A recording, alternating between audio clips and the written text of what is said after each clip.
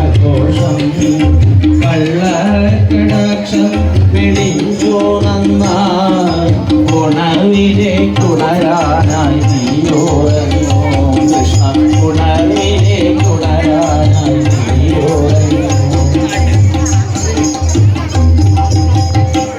ഇനി അധ്യായം ബാക്കി ഉപസംഹാരം ഇവിടെ വായിക്കുകയാണ്.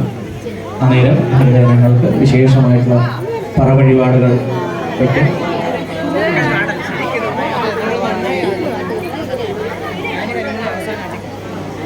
ഈ ഉപസംഹാര സമയമാണ്. ഇനി അധ്യായം വായിച്ച് മുഴുവിപ്പിക്കുന്ന വേളയെങ്കിൽ